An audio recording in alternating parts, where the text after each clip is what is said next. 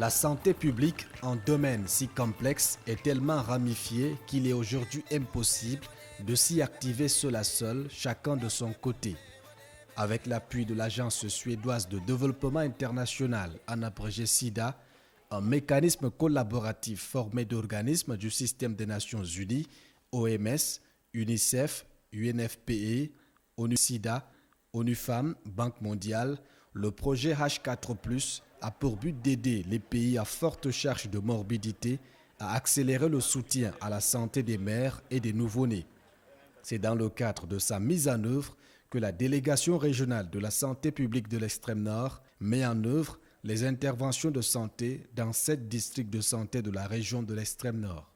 C'est des districts qui avaient des taux très bas de consultation prénatale, d'accouchement assisté et d'autres indicateurs, éléments qui font en sorte que la région soit l'une des moins nanties en termes d'indicateurs de la santé de la mère et de l'enfant. Nous avions 5 districts qui ont éclaté en 7, dont Maroua 1, Maroua 2, Maroua 3, Gazawa, Koza, Gidigis, Moulvouda. Et nous avons 91 centres de santé, couvrant donc une population de 880 000 habitants. Dans ces districts, on a 2 gros hôpitaux, l'hôpital régional de Maroua et l'hôpital privé de Meskine. Les 5 districts ciblés sont les districts que le pays a mis en rouge parce qu'ils ont le score le plus mauvais en matière de santé de la mère, de l'enfant et du nouveau-né. Le projet a reçu un important lot d'équipements et consommables médicaux sur fond SIDA H4+. Les équipements ainsi reçus vont apporter un nouveau souffle aux formations sanitaires et aux populations comme une source de mobilisation pour l'ensemble des parties. Les uns seront motivés par la disponibilité de matériel de travail de qualité, les autres par l'amélioration de la qualité des soins qui en découlera et l'utilisation d'un équipement adéquat dans les formations sanitaires. L'une des premières causes de mortalité maternelle, c'est les hémorragies. Nous avons équipé les banques de sang. Nous avons donné les banques de sang à tous les hôpitaux des districts avec les poches de sang, tous les accessoires et tous les réactifs qui permettent de sécuriser la transfusion sanguine. On a équipé la salle d'accouchement au complet avec donc des boîtes de kits d'accouchement. On a mis des lits propres avec matelas. On a fourni des tables d'opération avec des bistouris électriques, le cialytique et tous les outils de réanimation. Tous les hôpitaux des districts ont reçu un échographe. Et les médecins chefs des districts ont été formés à l'utilisation de ces échographes. En gros, nous avons fourni des équipements pour couvrir, n'est-ce pas, tout le paquet gynécologique et obstétrical. Et le projet H4+, galvanise en faisant avancer plus au large. Il n'est en effet pas exclu que la santé double sa vitesse, qu'elle triple ses performances parce qu'un nouveau contexte partenarial offre des coudées plus franches. Il nous a apporté beaucoup de matériel, surtout en ce qui concerne la maternité. Un matériel qui nous a facilité la tâche et nous a permis d'améliorer la qualité de prise en charge des parturientes. 3 nouveaux lits qui ont été installés en salle de travail, un brancard, une balance pèse-bébé, un photoscope Doppler qui a vraiment amélioré la qualité du suivi des bruits du cœur fœtal, 2 cartons de kit accouchement complet. Non seulement on a l'espace et le matériel requis, en plus la qualité des soins administrés aux patientes a été améliorée grâce aux formations en sonneau et en pessimé que le projet H4+ a également offert à notre personnel. Notre maternité a été équipée en lit, en matelas, en matériel de réanimation de nouveau-nés, en table d'accouchement.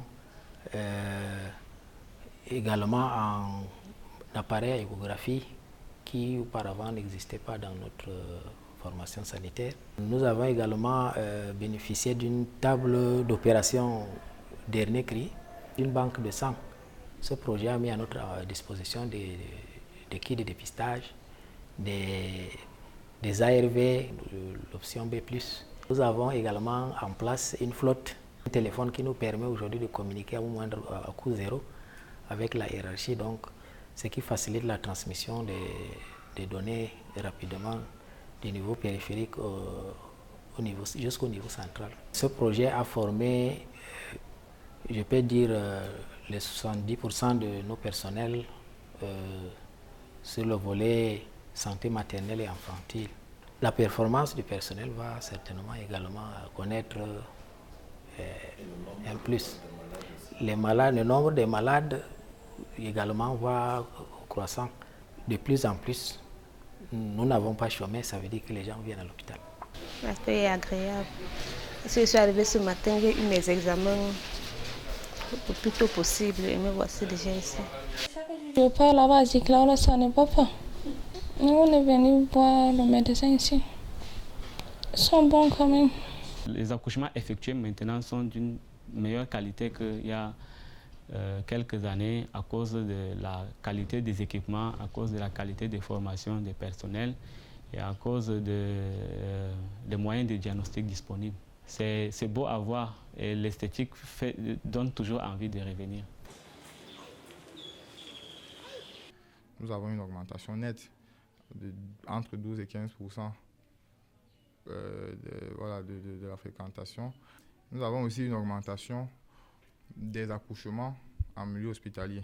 Si on prend le nombre de femmes et d'enfants et de nouveau-nés qui sont décédés, que ce soit pendant la grossesse, pendant l'accouchement et pendant la période postpartale, de janvier jusqu'à maintenant, c'est 0.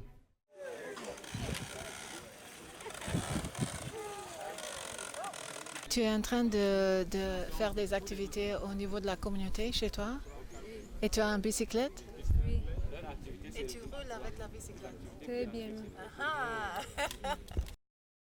Une centaine d'agents de santé communautaire ont été formés pour accompagner les populations à l'adoption des pratiques familiales essentielles dans le domaine de la santé, de la nutrition et du WASH et la prise en charge des cas simples de paludisme, de diarrhée et de pneumonie. On nous a entraîné de dire aux mamans que quand elles donnent le nouveau-né là, quelques minutes seulement, autre 15 ou 30 minutes, il faut que l'enfant tète déjà.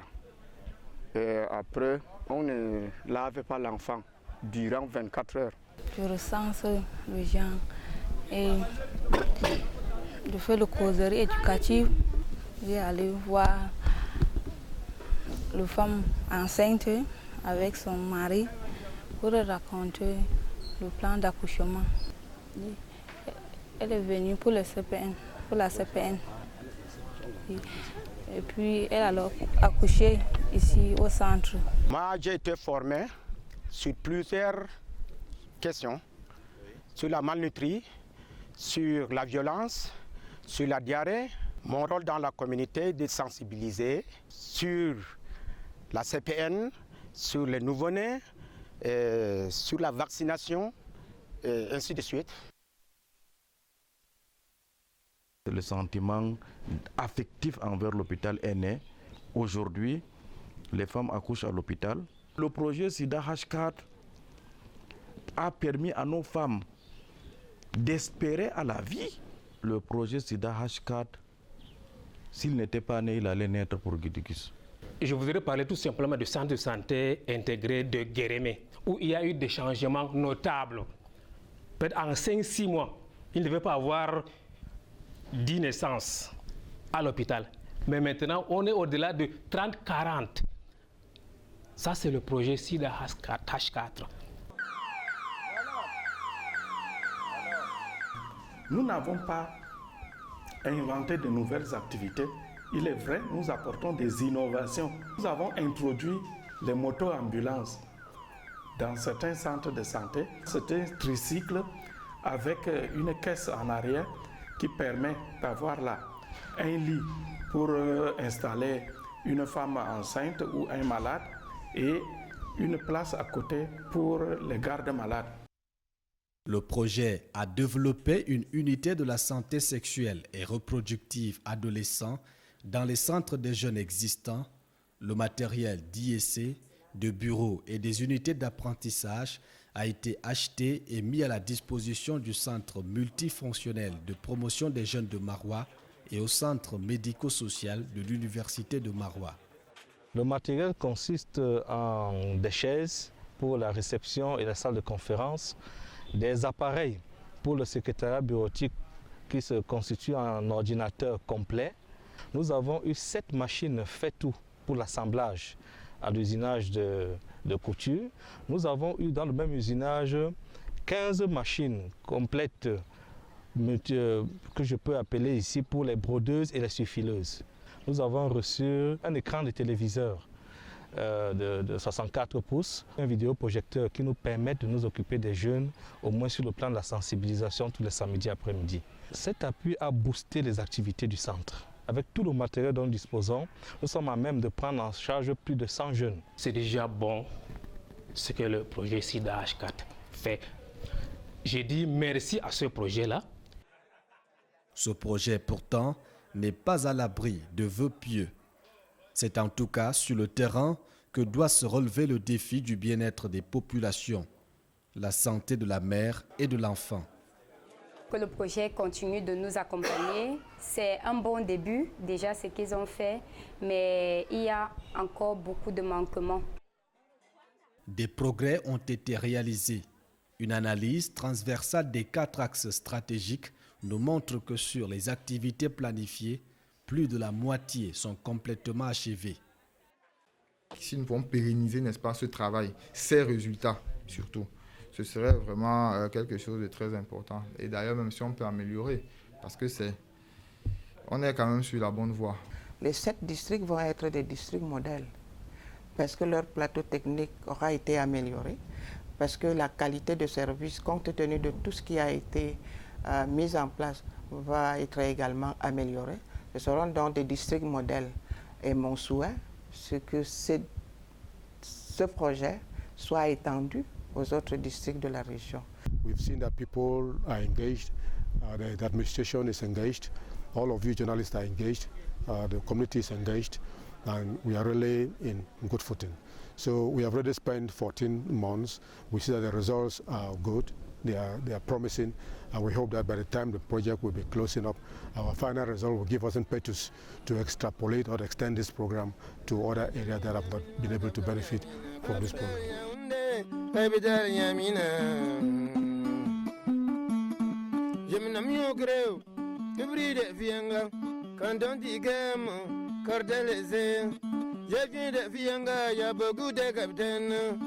Même les rêves, même y a beaucoup de poissons. Kunga ya même y a beaucoup de